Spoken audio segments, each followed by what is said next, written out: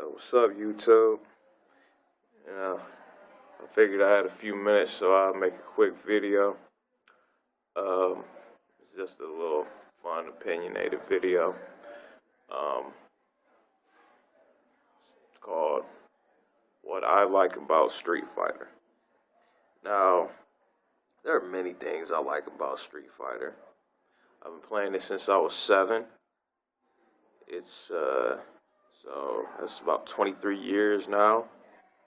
You do the math on that. Um, One of the main things I like about Street Fighter overall is with most games, each one, or let me rephrase that, with most game series, each one, each sequel is supposed to be successively better than the last. With Street Fighter, that's not the case. I discovered that each one can be enjoyed on its own merit. Let me explain. Um,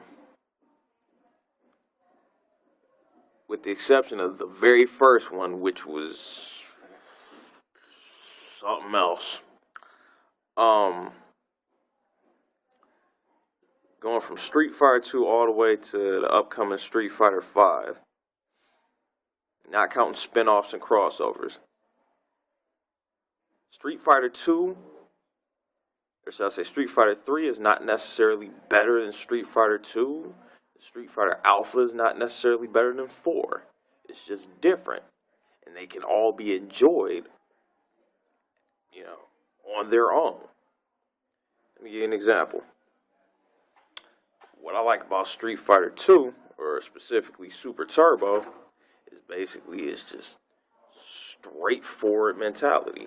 This is before all the bells and whistles that, came in the mid 90s that had to be added to fighting games to make them, more unique. It's just straightforward.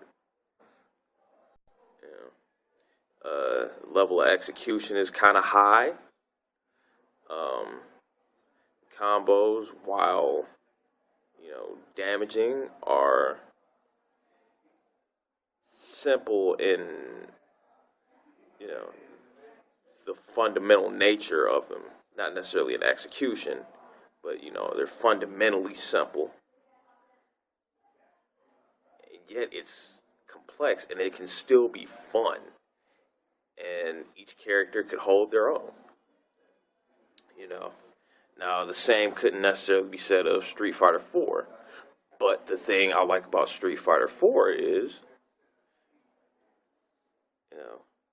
a lot of those moves that were harder to pull off, the inputs were more lenient. So, you can pull off harder moves. You have a huge cast of characters, even though that screwed the storyline.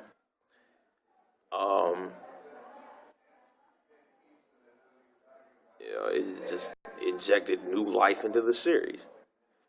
The Alpha series, big moves,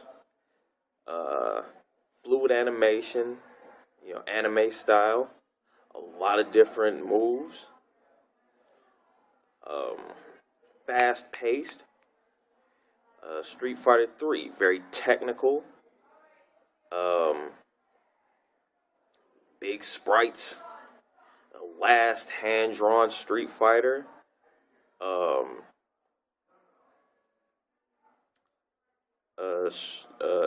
Even though I haven't played it yet and it's not out yet, Street Fighter 5 with the variable system, the whole V triggers, V skills, and not everybody having the same universal mechanic system.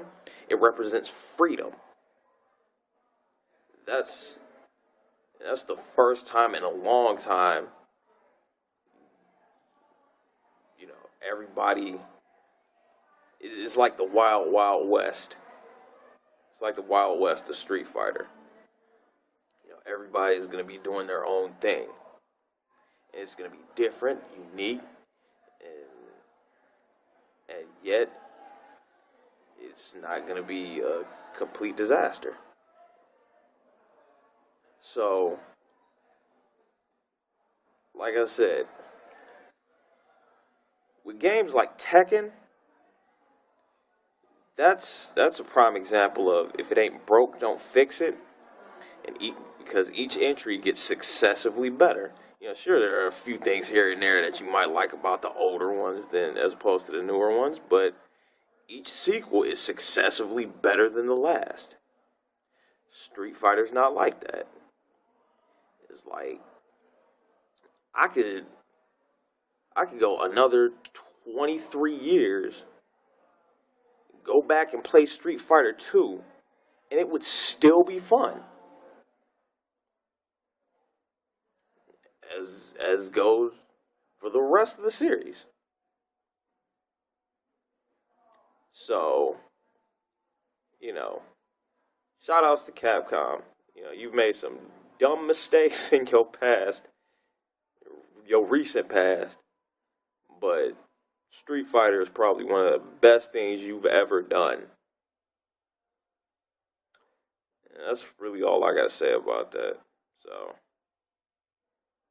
yay, Street Fighter. Peace.